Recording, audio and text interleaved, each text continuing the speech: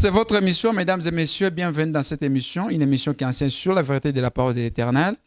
Nous recevons chaque fois les hommes de Dieu pour donner la bonne connaissance des Saintes Écritures. Aujourd'hui, c'est un grand privilège, une grande bénédiction de recevoir des hommes de Dieu sur ce plateau. Question de donner la bonne connaissance des Saintes Écritures. Et on va parler sur un thème piquant, un thème qui divise, n'est-ce pas, les responsables des différentes religions du monde, pourquoi pas les croyants des messages des temps de la fin. On va parler sur ce thème, les messages des temps de la fin. C'est quoi au juste? Et pourquoi ça divise les chrétiens, n'est-ce pas, du monde? Toujours dans les différents tabernacles, toujours des divisions. Pourquoi ces messages doivent diviser les fidèles d'Abraham? On va recevoir des hommes de Dieu. On commence par le pasteur Paul Odari, responsable de l'église primitive d'Adonai Yoshua à Machia, dans la province de l'Alaba, à qui nous disons bonjour, bonsoir, pasteur. Bonsoir. Nous vous remercions de pouvoir accepter notre invitation. Je suis très content aussi de pouvoir être là. L'église, ouais. L'église se porte bien. Les femmes aussi. La famille se porte aussi bien par la grâce de Dieu, en dehors de quelques maladies. Pourquoi la famille? Il faut parler des femmes, les femmes au pluriel. Mais la famille... Vous commencez, n'est-ce pas, à vous échapper à nos questions. Non, la famille, d'après ce qu'on avait appris depuis l'école primaire, est composée des parents et des enfants. C'est-à-dire... Ouais, les papas, la maman et les enfants. Oui. Pas les mamans. On n'a pas dit aussi une seule maman. La maman. Donc, la maman, ça ne veut pas dire une seule. Effectivement. Maman. Donc, vous voulez connaître l'état de mes épouses? Effectivement. Elles se portent bien. Par la grâce du Seigneur, Yahweh nous garde. Elles ont toutes les deux pieds, toutes deux dans la foi. Effectivement. Elles continuent à soutenir le message. Et le Seigneur nous garde par sa grâce. Amen. La troisième viendra quand? Vous avez annoncé que d'ici là... Si telle est la volonté du Seigneur, d'ici la fin d'année. Est-ce que vous êtes gêné? De quoi? D'avoir plusieurs femmes? Non, je suis très à l'aise. Pourquoi être gêné? Est-ce que l'Église a accepté? L'Écriture dit ce qui fait les délices des fils de l'homme, c'est avoir les femmes, surtout de belles femmes, en grand nombre. Ça, c'est Ecclésiaste au chapitre 2, depuis le verset 8. Salomon, qui était l'homme le plus béni de la terre, jusqu'à aujourd'hui, il n'y a personne qui soit comparable à lui. Qu'est-ce qu'il avait dit? Il dit, j'ai amassé tout, le Seigneur m'a béni, je suis devenu grand. Mais j'ai aussi trouvé ce qui fait les délices de l'homme. C'est avoir beaucoup de femmes. Car il est écrit, c'est lui qui trouve une femme, trouve le bonheur. D'accord.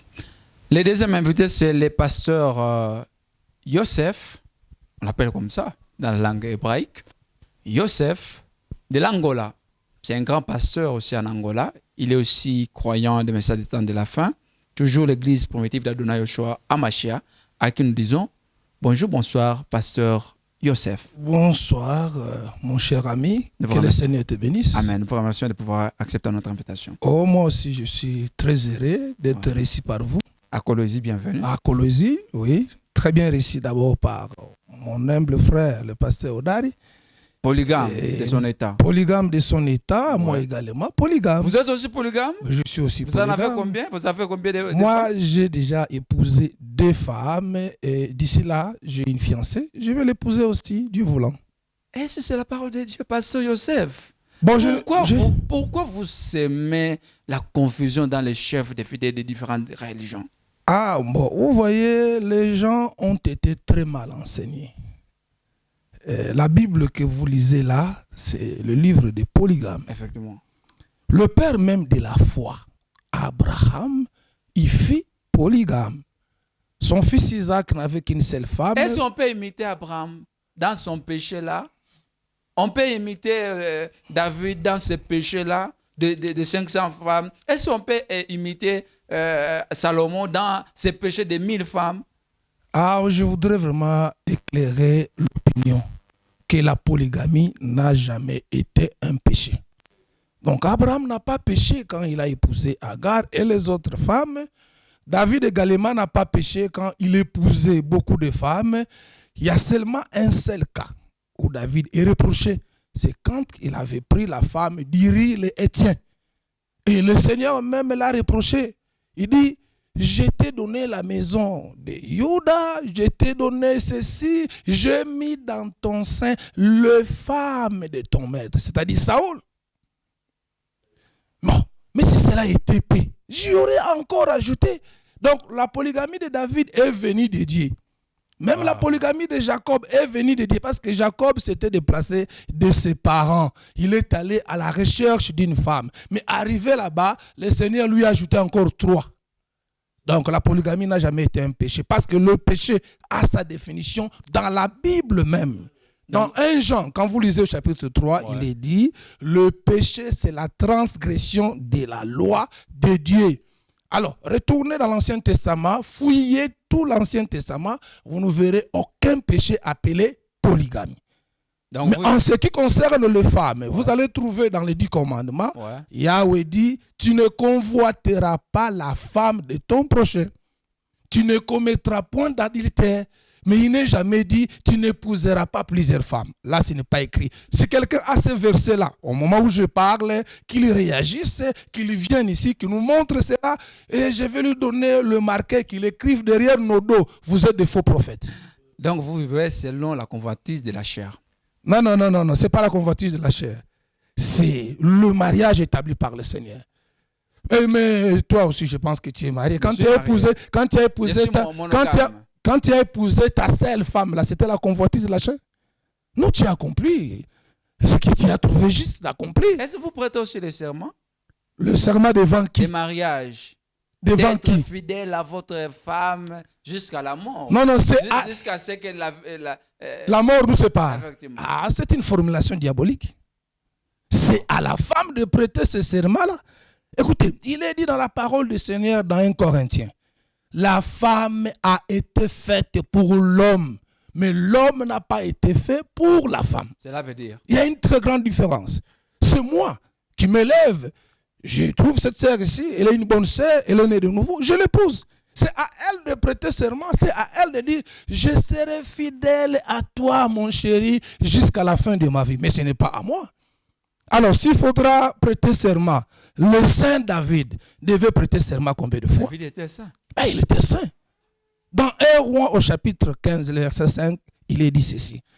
Durant toute sa vie, David ne s'est détourné d'aucun commandement du Seigneur, excepté dans l'affaire d'Uri le Héthien. Donc, tout ce que David faisait, les gens peuvent vérifier à la maison, c'était la droiture. Quand il a épousé la première femme, la droiture. La deuxième, la droiture. 400e, la droiture. Donc, c'était vraiment la droiture. Quelqu'un qui épouse ses femmes, il est droit aux yeux du Seigneur. Le Seigneur n'aime pas l'hypocrisie.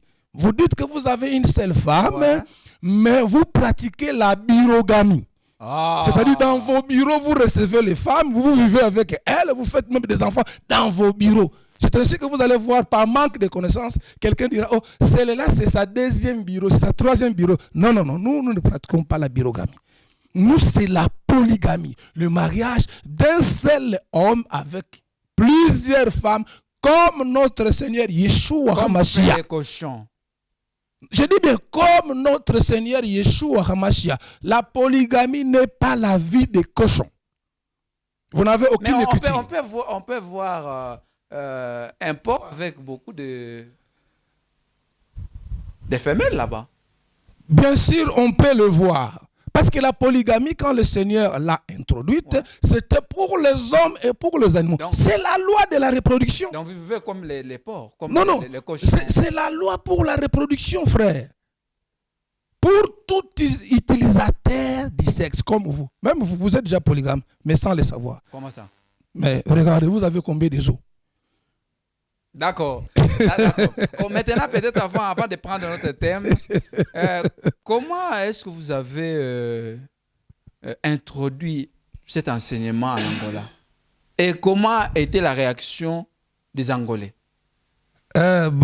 Les Angolais, comme aussi les Congolais, ils ont des réactions, les mêmes réactions. Parce que le diable nous a déjà précédés avec le faux prédicateur, le faux pasteur. Ils ont enseigné déjà le contraire de la parole de Dieu. Ils ont exhibé l'écriture qui dit l'homme quittera son père et sa mère et s'attachera à ça. Là, ils insistent, à sa femme. À une seule femme. Sa femme ne veut pas dire une seule femme. Ça, revenons à la grammaire que nous avons apprise à l'école primaire. C'est clair. Il est très clair là-bas que ça, c'est un adjectif possessif. Sa femme, ma femme, ta femme. Vous voyez? Donc, c'est un problème d'appartenance et non de nombre. D'accord. Nous comprenons que vous êtes polygame et puis vous défendez la polygamie. Mais on peut retourner chez le pasteur Paul. Oui. Le message des temps de la fin. C'est quoi en fait? Et pourquoi ça divise les gens?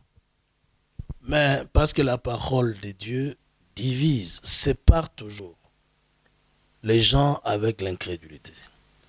Lorsque le message était sorti au temps de notre père Abraham, ouais. Le Seigneur lui avait dit tout simplement, sépare-toi. Et Yeshua, quand il est venu, lui le créateur d'Abraham, mais fils d'Abraham aussi, il a dit, je ne suis pas venu apporter la paix, mais l'épée. Ouais. Pour diviser.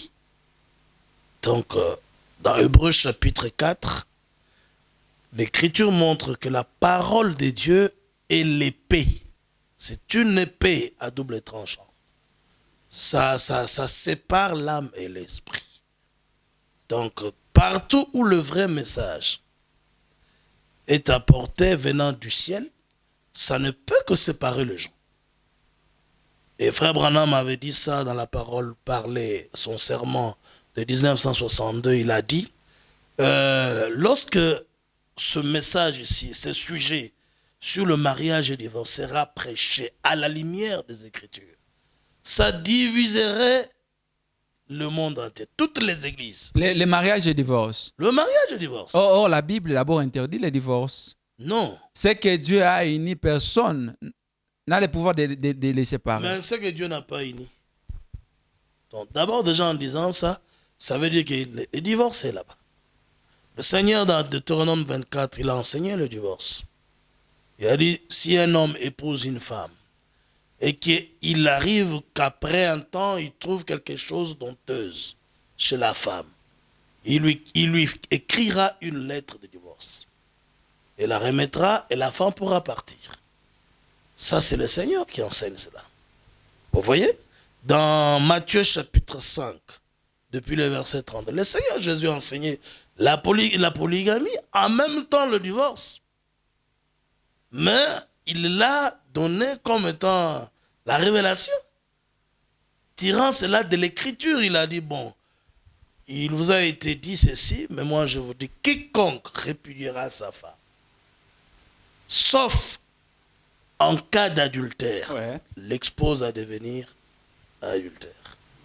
C'est-à-dire parce que quand il y a l'adultère, il n'y a plus question de répudier. Le mariage est déjà terminé. Mais on peut répudier sa femme, comme le roi Achirus, dans Esther. Esther a gagné le mariage. Elle se retrouve aujourd'hui modèle de beaucoup de femmes de la Bible à cause d'un divorce qui avait eu lieu. Et le divorce en question, c'était le manque d'obéissance. Effectivement. Manque seulement de pouvoir obtempérer à l'ordre du mari. Donc un homme a le droit aujourd'hui, par le pouvoir céleste et de la parole, de renvoyer sa femme qui est impolie. Oh. La femme et ça, c'est la volonté de Dieu. Mais c'est écrit. Mais au commencement, ce n'était pas ainsi. Oui, il n'était pas ainsi. Mais quand le Seigneur disait même qu'au commencement, il n'en était pas ainsi, c'est pour vous dire que nous ne sommes plus au commencement. Est-ce qu'au commencement, il y avait les émissions pareilles? Est-ce qu'il y avait des débats pareils au commencement? Y avait-il des cravates? Y avait-il des costumes? Adam et sa femme étaient tous de nus. C'est ça le commencement. Et ils n'en avaient point honte. Il n'y avait pas la reproduction par le sexe. Tout était venu par la parole. Il y avait un couple de chaque espèce dans la nature. Il y avait un cochon, un porc et une truie. C'est fini. Il n'y avait pas de petits.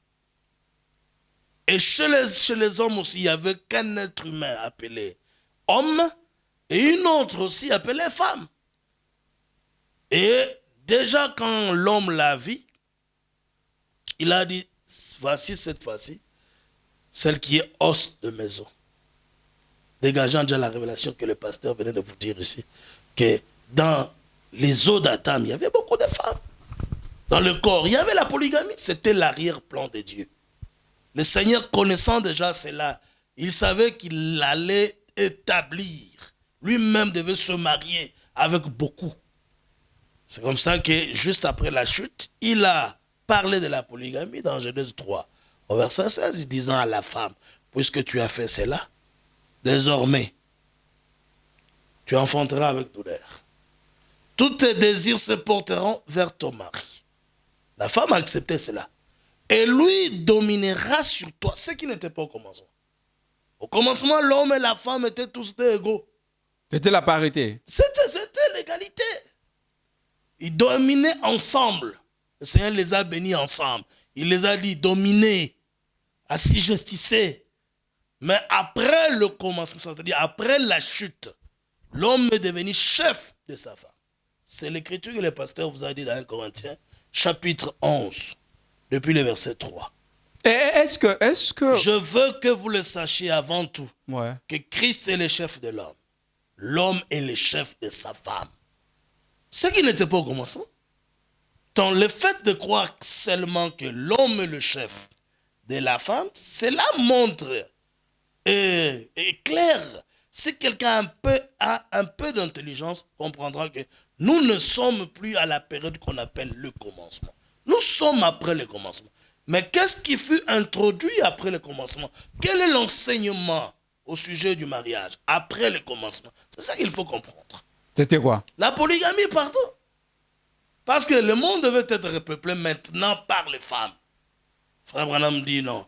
Ce que je vais vous dire va vous choquer. Il dit, êtes-vous fatigué? Il dit, attendez une minute. Il dit, après juste le commencement, il y a eu une autre alliance. Qu'est-ce qui était l'alliance en question? La polygamie partout. Et nous ne sommes pas dans cette alliance-là. Nous vivons. Jésus est venu, n'est-ce pas, apporter une autre alliance. Mais lui-même est né dans cette alliance-là. Il est venu par la femme. Nous tous qui ne sommes pas la femme, nous sommes dans cette alliance-là. Mais Adam n'était pas venu par la femme. Même quand les gens parlent souvent de l'homme quittera son père et sa mère. Mais c'était Adam, c'était d'abord la prophétie concernant Adam. Mais quelle était sa mère là-bas? Donc c'était l'arrière-plan des choses à venir. Et c'est dit très bien au futur. C'est pourquoi l'apôtre Paul, quand il a récupéré ça dans Ephésiens chapitre 5e, il a dit ce mystère est grand. Ouais. Il s'agit de Christ et de son épouse, composée de milliers, de milliers, de milliers de membres. Quand vous prêchez, parce que jusque-là, on vous avait posé la question, on va donner la parole au pasteur Yosef. Quand vous dites que les messages du temps de la fin, ça divise parce que il y a, je ne sais pas, le diable a semé quoi, et puis l'enseignement lui-même, c'est les mariages et les divorces qui choquent les gens. Est-ce que vous avez l'autorisation d'Ewad Frank sur cet enseignement-là? Non, Ewad Frank, lui, je vous ai déjà dit cela, lui, il a rejeté cet enseignement. Mais comment c'est lui le véritable disciple de Branham. Lui, tous ceux qui le suivent ne peuvent pas croire ce message-là. Au tout début, vous connaissez l'histoire ici, même ici à Colosie, quand je suis arrivé, beaucoup de gens m'ont témoigné que l'assemblée de Dilungu ici, on connaissait que le tabernacle était l'assemblée des polygames. La polygamie n'était pas un problème, parce qu'aussi, Ewad Frank était polygame. D'ailleurs, il l'est jusqu'aujourd'hui. Mais il a cru, quand il a cru, il a quand même cessé d'être polygame. Puis... Non, il est tombé. Il a abandonné le travail. Il a eu peur. Il a vu que les gens continueraient à se séparer de lui. Il s'est dit, il faut la popularité, il faut du succès, il faut la politique. C'est comme ça qu'il s'est rallié à l'église romaine pour boire et manger ensemble avec les ivrognes. Maintenant, là, il est vraiment un prêtre catholique. Il enseigne comme un prêtre catholique. Tous ces gens qui enseignent la monogamie obligatoire sont des catholiques. Donc vous êtes des déserteurs dans les messages de Dieu. Nous avons quitté Babylone la Grande. Sortez du milieu. Vous êtes séparés du corps de Mais je vous ai dit que l'appel divin, c'est pour se séparer du corps babylonien. C'est nous qui sommes le corps de Christ. Or, Dieu n'est pas dans la division. Dieu est là, mais je vous ai parlé. C'est lui le premier. Dès qu'il a commencé à créer, il a séparé la lumière du ténèbre. Quand le deuxième jour est arrivé, il a séparé les eaux du ciel et les eaux de la terre. La création même, c'était que séparation, séparation, séparation. D'accord. Même la femme, elle devait être séparée d'Adam pour parler du mariage. Et que la chute ensuite vienne. Et donc vous soutenez la division et la séparation, dans la foi. Pour cause de la parole est très juste.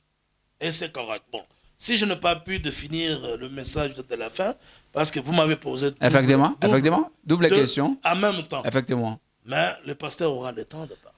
Voilà, le pasteur, on donne aussi la parole au pasteur Yosef.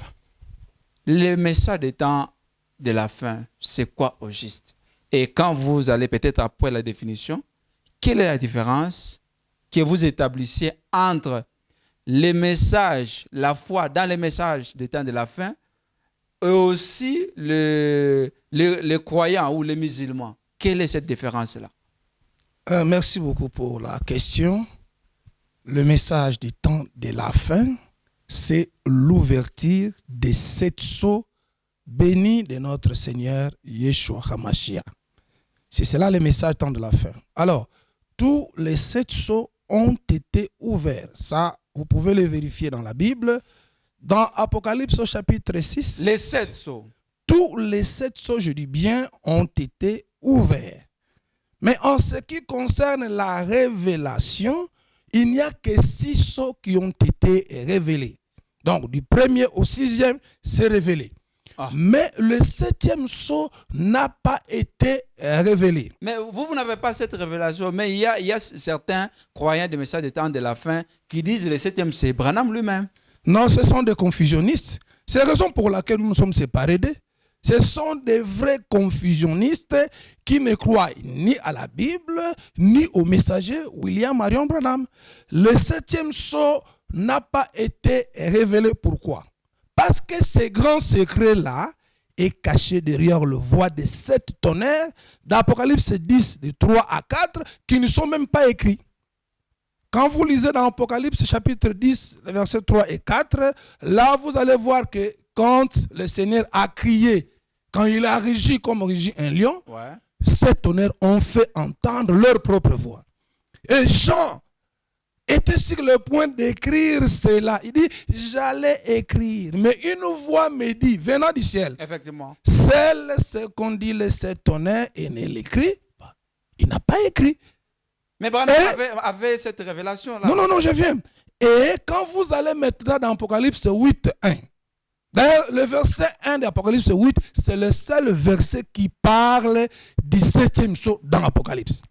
Mais Evan Frank, que vous avez cité tantôt, un confusionniste, lui dit, je m'étonne que le frère Branham, quand il a enseigné sur le 7e sceau, il n'a considéré qu'un seul verset, le verset 1er du chapitre 8. Alors que pour tous les autres sceaux, il lisait les textes tout entiers pour avoir le contexte. Effectivement. Alors, mais pour le 7e sceau, il n'a lu que le verset 1er. Alors, il dit, quant à ce qui me concerne, moi, Evald Frank, il ne faudra pas s'arrêter au verset 1er, il faut descendre jusqu'au verset 2, jusqu'en bas. Voilà la grande confusion. Parce que quand déjà vous prenez le verset 2, vous descendez en bas, là, il est parlé des 7 anges qui se tiennent là-bas au ciel, ayant 7 trompettes. Mais c'est ça la révélation. Et vous allez voir que chaque ange, quand il a sonné la trompette, il y a eu des voix, il y a eu des messages. Vous voyez? Mais à l'ouverture du 7e sceau, il y a eu un silence. Total. Maintenant, c'est là. Marié, ce que le Seigneur a dit là-bas dans Apocalypse 10, que rien n'est écrit sur les 7 tonnerres. Et vous prenez le silence d'Apocalypse 8, 1, vous allez voir que c'est la même chose. Donc, ce sont les 7 tonnerres qui retiennent le mystère du 7e sceau. Alors tous ces gens-là qui vous disent que le 7e jour est révélé, les 7 ténèbres sont révélés, ce sont les faux frères du message. Ce sont des gens que le Seigneur n'a pas envoyés. Celui que le Seigneur a envoyé dans notre temps, c'est William Marion Branham. Il n'a pas reçu cette révélation-là. Et nous, les vrais disciples de William Marion Branham, nous n'avons pas aussi cette révélation-là. Voilà pourquoi nous disons clairement, sans honte, des messieurs comme des Baruti, comme des Diyoka, comme des Vibidira dans les Kassai, et les autres qui sont ici, ce sont des vrais faux frères. Ils ne sont pas des frères du message. Parce qu'ils sont restés dans la vérité. Non, parce qu'ils sont dans la confusion. Ce qu'ils enseignent, ils ne peuvent pas le prouver. Même si vous les appelez ici, ils vont sortir bêtes, comme des petits enfants. Parce qu'ils n'auront ni les écritures, ni les citations de Frère Branham pour prouver ce qu'ils enseignent. Ce sont des trompeurs. Vous avez compris d'abord le contenu du message des temps de la fin. Vous. Mais effectivement, c'est ce que je vous dis. 6 sceaux ouverts et révélés. 7e ouvert et non révélé. C'est ça le 7e sceau. C'est ça le message.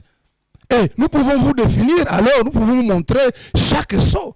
Dans le premier sceau, donc du premier sceau au 4e sceau, là il est parlé de l'église.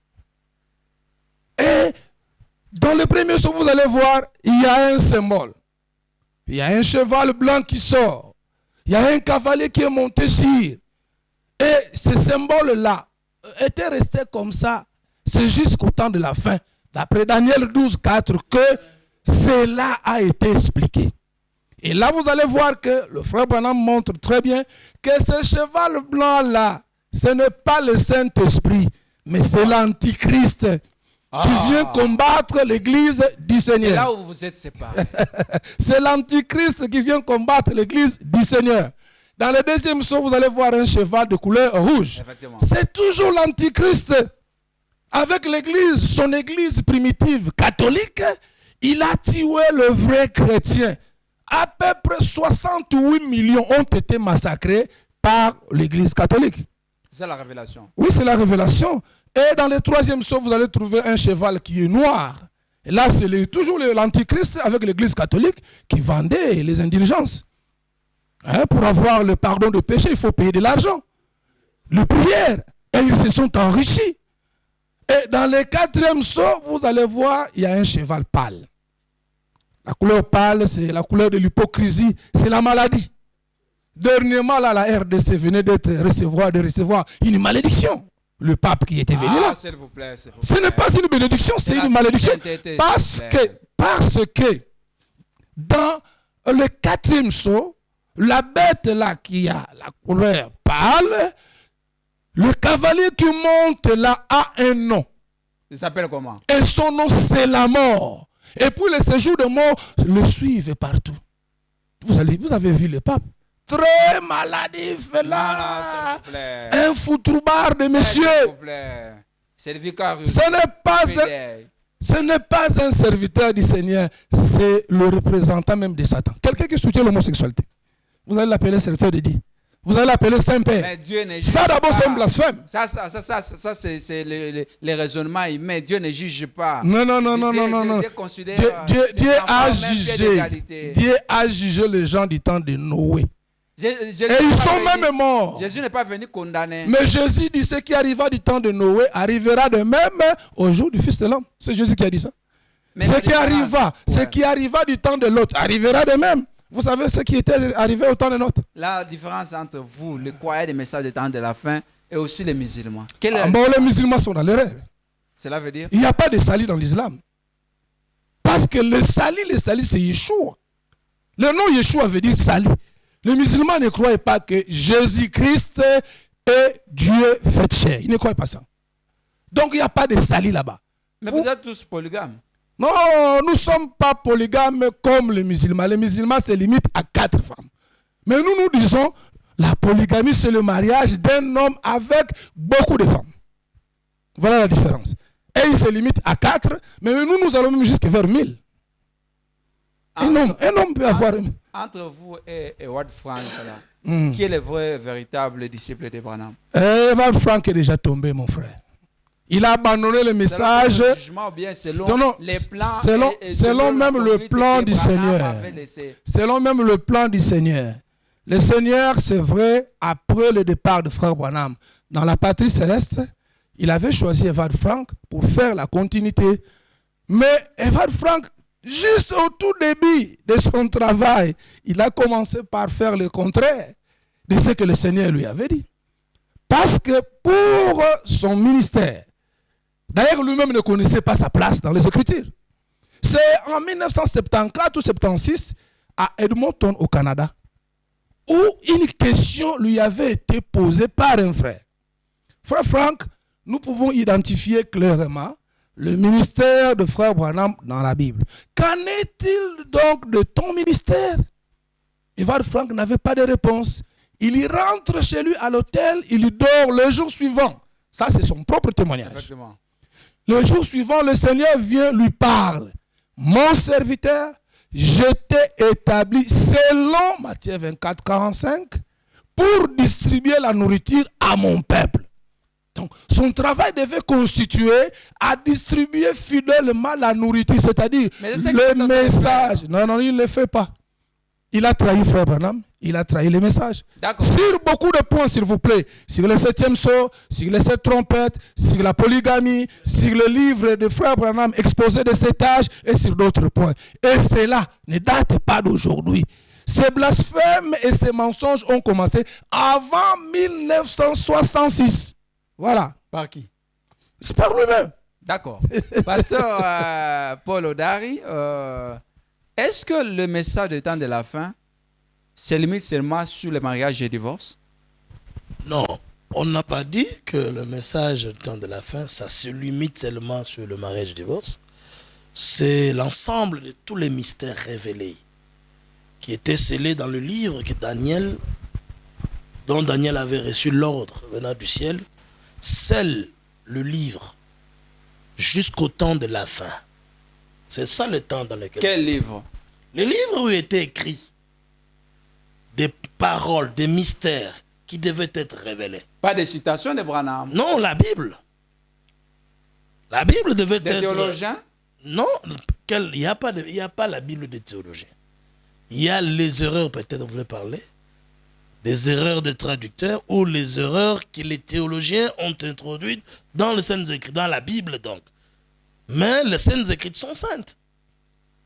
Alors, il l'a entendu, il n'a pas compris, il a dit, Seigneur, mais quelle sera l'issue de ces choses? On lui dit, va Daniel. Car ce livre sera scellé jusqu'au temps de la fin. C'est-à-dire au temps de William Marion Branham. Beaucoup les liront. Nous sommes là. Et la connaissance augmentera. Donc, en dehors de ce message-là, du temps de la fin, il n'y a aucune vraie connaissance. Il n'y a que de la foutaise, il n'y a que de la théologie qui éloigne les gens sans cesse de Dieu. Beaucoup les liront, la connaissance augmentera. Plusieurs seront même blanchis, purifiés et éprouvés. Mais le méchant, parce que Evald Frank devait être aussi au temps même de l'ouverture de ces livres-là, il est lui identifié comme étant le méchant. Même dans Matthieu 24, 45, lui il est au verset 48 là-bas, là on parle du méchant. Si ce serviteur devient méchant, commence à battre ses compagnons de service, à manger et à boire avec les ivrognes et les hypocrites, il dit le Seigneur le jetera. C'est ce que le Seigneur a fait, il l'a rejeté. Maintenant il n'a plus la lumière, il ne voit plus rien dans les Saintes Écritures. Au sujet seulement de mariage et divorce, ici, il a taxé cela de la sottise. En plein stade comme ça, il y a de l'histoire. Lui qui soutenait la vérité, c'est comme Saoul qui combattait la divination. Mais qui lui-même est venu encore chercher une femme qui invoquerait les morts. Effectivement. C'est ça la chute. Mais le Seigneur avait rejeté Saül, pourquoi? C'est à cause de la désobéissance, l'infidélité. Le Seigneur lui a confié seulement le message, un simple message. Va, détruis tout. Effectivement. Vous tout à l'interdit. Effectivement. Lui, il est allé, il a épargné quelques histoires. Mais pour offrir à l'Éternel. Maintenant l'Éternel n'aime pas ça parce qu'il a dit la désobéissance. C'est plus que le péché de la sorcellerie. Mieux vaut l'obéissance que le Seigneur. Il dit, moi, l'Éternel, je ne prends pas plaisir au sacrifice, mais à l'obéissance, c'est-à-dire à la fidélité. Donc, votre Franck a travaillé, mais il n'était pas fidèle. Il n'a jamais été fidèle comme le frère l'a dit. Il n'a jamais été l'homme que le Seigneur cherchait là, en disant que le serviteur fidèle est prudent. D'ailleurs, c'est là même dans Matthieu 24 qu'il y a l'exposé très clair du Seigneur concernant les 7 sceaux. Ouais. Au verset 36, il a scellé. Il a dit, personne ne peut connaître ce secret ici. Très bien. Alors après, il a dit, alors quel est le serviteur? Donc on cherche le serviteur qui sera fidèle à la nourriture des brebis, à la distribution de la nourriture, et laquelle des nourritures sont le mystère caché de 7 sceaux, que les 6 ont été ouverts et ont été révélés, dont le 7e, après son ouverture, n'a pas été révélé. Ceux qui disent qu'ils le savent, Branham a dit, sont dans l'erreur. Ils se trompent. Maintenant, Branham dit, après l'ouverture de 7 sceaux, lorsque cela a été ouvert, Jésus-Christ, c'est l'esprit des vérités, nous a conduits dans la parole. Et c'est ce qui a dévoilé ce grand mystère qui fait débat, le mariage et le divorce. Dans le message du temps de la fin, par une définition simple, c'est l'ouverture de 7 sceaux, Ouais. c'est le mariage et le divorce, c'est la semence du serpent, et c'est l'exposé des âges de l'Église. C'est les âges de l'Église. La semence du Il serpent. faut connaître que nous sommes dans le 7e âge de l'Église. Il faut connaître ce que nous vivons au temps de la fin. Et que bientôt, déjà là, le monde est entré dans la guerre mondiale. Et le Seigneur va terminer avec le système politique de ce monde. Il va bientôt établir la lumière dans le millénium. Quelle est la différence que vous établissiez entre les messages du temps de la fin et aussi la fin du monde? Parce que vous vous êtes focalisé uniquement pour les messages du temps de la fin. Au lieu de prêcher aux gens la fin du monde, le retour du Seigneur. Quelle est la différence que vous Non, il établissez? n'y a pas de différence. D'ailleurs, quand tu dis le message du temps de la fin, on devait ajouter de la fin du monde. Ça vient juste avant la fin du monde. Ce qui arriva avant la fin du monde à Tédélivien, au temps de Noé, c'est ce qui devait se répéter.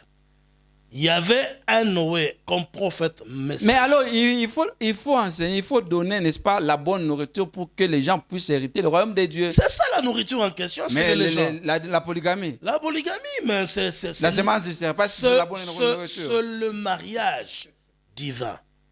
C'est ce que le Seigneur a restauré dans l'Église. Parce que ça a été des racines, ça a été des trucs cachés par l'Église catholique. Le Seigneur est contre Babylone, qui a caché, il a créé les gens, il a formaté les gens dans la prostitution, en les interdisant dans la seconde alliance de se multiplier. Regardez ce que le pape a fait à tous les prêtres. Ils sont là avec des soutanes, mais brûlants de désir de se reproduire. Les soutanes n'ont pas donné la solution. Maintenant, ils se sont mariés et on a commencé maintenant à les poursuivre partout. Vous voyez? Mais ce sont les hypocrites. L'Écriture dit ça, l'Esprit dit expressement que dans le dernier jour, les gens abandonneront la vraie foi pour s'attacher à des doctrines de démons, comme la monogamie obligatoire, comme le célibat des prêtres. Ça sont les doctrines des démons, comme l'homosexualité, comme le tonnerisme. Oh, Jésus serait déjà de retour. Ouais. Ça sont des doctrines de démons. Oh, nous sommes déjà dans le millénium. C'est ça là les doctrines des démons. Mais nous ici, nous avons que la Bible comme doctrine. D'accord, on va vous redonner la parole. Ça a été révélé à William Marion Branham. On va vous redonner la parole. On donne la parole au pasteur Yosef. Toujours la même question, les messages des temps de la fin. Pourquoi ne pas prêcher aux gens de fuir les péchés, de préparer, n'est-ce pas, le retour du Christ? Mais vous êtes toujours dans la semence du serpent, le mariage et le divorce, polygamie. Et c'est ce qui va permettre aux gens, n'est-ce pas, d'aller rencontrer le Seigneur, pasteur Yosef. Effectivement, c'est ça qui prépare l'épouse pour aller à la rencontre du Seigneur. La polygamie. Oui, mais la polygamie, c'est ça le remède contre le péché de la prostitution, adultère, Mais le retour, quel est le lien que vous établissez entre la polygamie et le retour du Christ? Mais la polygamie, c'est la parole du Seigneur. Mais lui-même, Jésus-Christ, il va venir pour faire quoi? Pour prendre son épouse. Ça va être quoi? Ce n'est pas le mariage. Et l'épouse de Christ, ce n'est pas une seule personne. Toi aussi, tu peux dire, moi aussi, je suis fiancé. Le frère là est fiancé. Il est fiancé. Comme on chante dans le groupe de sommeil, pas de réveil. Comme il chante là, Nabala Yeswe, Namote Mananga, Ye Abala Yo, Obala Yo, Obala. Donc vous voyez que le plus grand polygame, c'est Jésus-Christ. Quelqu'un qui ne croit pas à la polygamie ne peut pas espérer. Nous sommes membres du corps. Membres du corps. Pas dire que... Mais qu'est-ce que l'apôtre Paul a dit? Je vous ai tous fiancés. Chaque membre, véritable membre, je ne parle pas de soi-disant membres, mais de vrais membres qui croient la parole que nous présentons ici. Chaque membre est une fiancée du Seigneur. Donc l'épouse du Seigneur n'est pas une seule personne. Le message que nous prêchons, c'est le message de l'ouverture de cette, comme l'a défini le frère, et là-dedans, le Seigneur a révélé les grands mystères du mariage et du divorce. Mariage de Christ, c'est d'abord, et le mariage de nous, les hommes de la terre. Mais il y a aussi le divorce pour tous ceux qui ne croient pas la parole. Le Seigneur se divorce de lui. Il le chasse, il le rejette.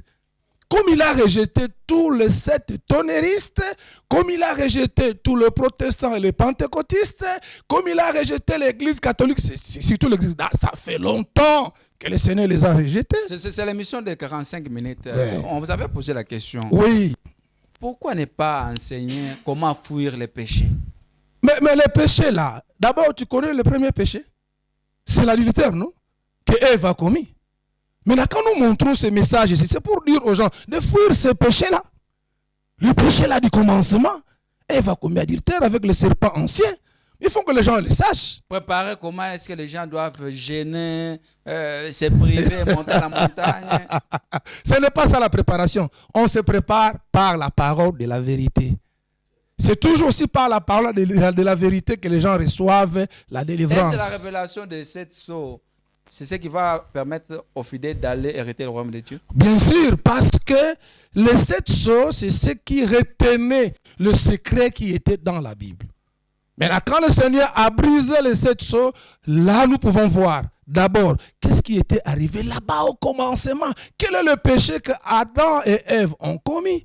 Et nous pouvons aussi connaître, après ces péchés-là, qu'est-ce que le Seigneur a institué? Vous devez savoir que même Yeshua, Jésus-Christ, il est venu pour racheter l'humanité qui était tombée de quoi? À cause de ces péchés-là. Il faut retourner, il faut que les gens sachent qu'est-ce qui était arrivé là au commencement. Pourquoi les gens étaient-ils tombés? Il faut que les gens connaissent ça. Qu'est-ce que le Seigneur a arrêté après cette chute-là? Tout cela est très important. Bon, c'est pas important que je dise si je gêne, je ne gêne pas. Mais c'est aussi... c'est pas important. Quand vous gênez, le Seigneur dit, il ne faut pas être comme des hypocrites. Des pharisiens. Comme des pharisiens. Vous gênez, tout le monde savent que le frère est en train de gêner. Regarde les joues. Les joues ont maigri. Regarde comme ça, les yeux sont devenus rouges. Non, c'est pas ça. Mais quand vous gênez, il faut vous parfumer, tout ça. Je peux être là en train de gêner, mais vous ne savez pas. Ce qui est plus important, c'est de recevoir la parole du Seigneur, c'est de naître de nouveau. Et on ne peut pas naître de nouveau par l'enseignement donné par un prêtre catholique. Et la prédication d'une femme ne peut même pas sauver une fille qu'une chauve-souris. Mais il faut naître de nouveau par la parole de la vérité que l'église primitive prêche. Et ici à Colosie, il est là, c'est lui qui prêche. Il est là. On peut donner le ministère à une femme, ce n'est pas... Non, le Saint-Esprit ne peut pas donner le ministère de la prédication à une femme. L'apôtre Paul, qui est l'apôtre même des gentils, a dit ceci. Dans 1 Timothée chapitre 2, le verset 12, « Je ne permets pas à la femme d'enseigner, ni de prendre de l'autorité sur l'homme, mais la femme doit demeurer dans le silence. » Il est dit encore, dans 1 Corinthiens chapitre 14, commencez par le verset 33. « Comme dans toutes les églises des saints, que les femmes se taisent dans les assemblées, il ne leur est pas permis d'y parler. comme le dit aussi la loi. Donc, vous pouvez vérifier. Loi? La loi de Dieu. Retournez même dans Genèse. Mais Jésus est venu supprimer tout cela. Non, Jésus n'est pas venu supprimer la loi du Seigneur. Lisez Matthieu chapitre 5 au verset 17. Il dit, ne croyez pas que je sois venu abolir la loi. Je ne suis pas venu abolir, mais je suis venu donner le vrai sens. D'accord. Donc, la loi existe jusqu'à aujourd'hui, mais seulement, nous ne vivons plus sous ce régime-là. Nous sommes presque à la fin. Ok. Pasteur Paul, on va donner la parole au pasteur Paul. Aujourd'hui, vous prêchez sur les messages des temps de la fin. On peut seulement se limiter par là? Ou bien il y aura un autre message qui fera à ce que l'Église puisse rencontrer l'Éternel? Non, mais c'est ça même le message qui a été promis pour ce temps ici. Comme Noé n'avait pas un autre message, il devait seulement dire la même chose jusqu'à la fin. Il l'a vu, le Seigneur lui a l'écriture divinement averti. Noah, il a commencé à construire l'arche. Il a annoncé que la fin du monde est là. Bientôt là, la pluie va tomber. Les gens ont douté, mais lui, il a répété. Mais le message du temps de la fin est aussi simple. C'est contre le péché. Quel péché? Le péché d'adultère. Le péché d'incrédulité. Le péché de la prostitution. De l'homosexualité. La prostitution. Les fausses Cela veut doctrines. dire quoi? La prostitution, Comment ça dit... on peut se prostituer? Oui, lorsqu'il y a les gens se mettent dans des relations sans accord de parents, Effectivement. sans mariage béni par le Seigneur, sans dot, c'est la prostitution. La débauche, c'est tout ça. Et aussi, ceux qui prêchent ou qui se prostituent spirituellement, surtout, le message du temps de la fin est venu les réprimander. Vous n'avez pas vu dans Apocalypse chapitre 17, il y avait une femme adultère, une femme prostituée, c'est l'Église catholique. Elle a enivré toute la terre avec la doctrine de la Trinité. La doctrine qu'il y a 3 personnes à Dieu. La doctrine de la mariologie. Vous avez vu quand il est venu. Mais c'est tout le monde qui voulait le voir, boire de son vin. Et les rois de la terre, même si les gens sont intelligents, ne peuvent pas comprendre que l'Église catholique n'était pas à l'origine. Ça a commencé à Rome. Mais l'Église catholique n'avait pas aussi le pape comme Pierre, les apôtres comme Paul. Non, c'est une institution politique. Mais les gens sont enivrés. D'accord, nous sommes à la fin. Nous sommes à la fin. Alors le message du temps de la fin est venu justement fouetter. Parce que là, dans l'écriture d'Apocalypse chapitre 3, 14, dit « Je châtie mieux ce que j'aime ». Question, la dernière question, avant que vous donniez, n'est-ce pas, l'adresse, parce que le pasteur Yosef va aussi placer un petit mot. Vous, personnellement, si Yoshua Hamashia revenait, vous allez arrêter le royaume de Dieu? Mais parce que je suis en train de le servir. Et je le crois. En tant que polygame? Mais dans Luc chapitre 13, depuis le verset 28, le Seigneur a dit, beaucoup seront dehors quand ils me verront assis sur la même table. Dans le royaume de mon Père, avec Abraham, Isaac et Jacob, et tous les prophètes, comme David. Ce sont les polygames. Et lorsque le riche, jeune homme riche était mort, il a vu, il est allé dans le séjour des morts. Mais Lazare était parti où?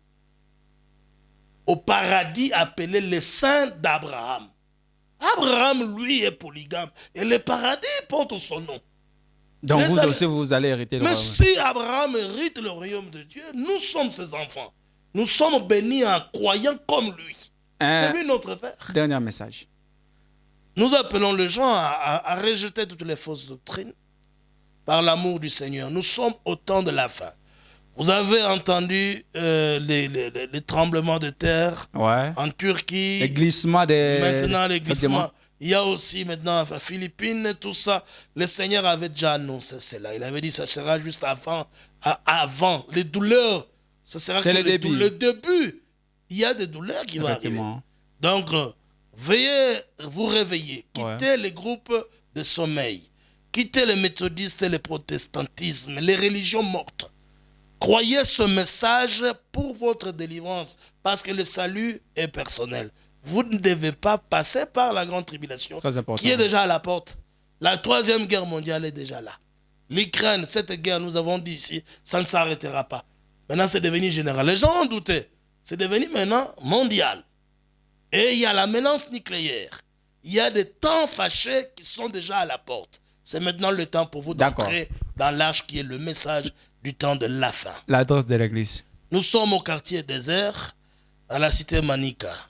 La référence, c'est l'école, l'université des opportunités de l'excellence Mufunji. Là, vous trouverez une pancarte qui vous adressera que c'est à 300 mètres de là, vous pouvez trouver notre assemblée. Le numéro de téléphone reste le même, c'est le 099 366 23 73. 099 366 23 73. Nous vous remercions. Merci aussi. On donne les derniers mots au pasteur Yosef, un petit mot par rapport au message de temps de la fin, les messages que vous allez lancer à tous les amoureux de cette émission. Ok, à tous les amoureux de cette émission, c'est un appel vibrant que nous lançons. Comme venait de le dire le frère pasteur Odari, c'est maintenant le moment de vous ressaisir. Vous avez été trompé pendant longtemps. Et avec les mensonges, vous ne pouvez pas aller au ciel. Mais la vérité est déjà prêchée, enseignée dans cette ville, dans l'église primitive du Seigneur Yeshua HaMashiach. Venez nombreux écouter ces messages, car c'est le seul message qui vous prépare pour la seconde venue du Seigneur. Le Seigneur est à la porte et avant cette venue-là, vous allez voir, il y aura la fusion puissante du Saint-Esprit qui tombera sur la vraie église. Et c'est cela qui nous donnera la foi de l'enlèvement, pas les 7 tonnerres. Que le Seigneur vous bénisse. L'adresse de l'église en Angola? Nous sommes à Soyo, la ville de Soyo. Ouais. C'est très facile quand vous arrivez. La ville n'est pas trop grande. À côté du marché appelé Paul Gomes, nous sommes là, vous allez nous trouver et vous allez écouter la pire parole. Là-bas, c'est en quelle langue? En portugais, en français, en lingala. Un petit message en portugais. Ok, un message que nós estamos a dar ao povo de Deus aqui é de vir receber a mensagem do último tempo. Porque a mensagem do último tempo é a única mensagem que prepara o povo para subir no céu. Esta mensagem foi levada para o profeta William Marion Branham. Hoje em dia é a igreja primitiva que está a pregar e ensinar a mensagem do último tempo. Que Deus abençoe. Gracias. Voilà, mesdames et messieurs, nous arrivons à la fin de cette émission Bible ouverte. C'était une grande bénédiction de recevoir des hommes de Dieu sur ce plateau. Le pasteur Paul Odari, responsable de l'église primitive d'Adonai Yoshua HaMashiach, dans la province de Lualaba, et le pasteur Yosef de l'église de l'Angola, toujours l'église primitive d'Adonai Yoshua HaMashiach. Ça ne sera pas la dernière fois, peut-être prochainement il sera encore avec nous, peut-être ou bien avant qu'il puisse, n'est-ce pas, quitter la province de Lualaba, on va encore organiser une autre émission, peut-être à la radio. Donc, nous vous demandons seulement de vous abonner sur le compte YouTube. Vous écrivez pasteur Yosef, ou bien pasteur Paul Odari, et vous allez retrouver l'enseignement en question partout dans le monde. Merci et à la prochaine. Bonsoir.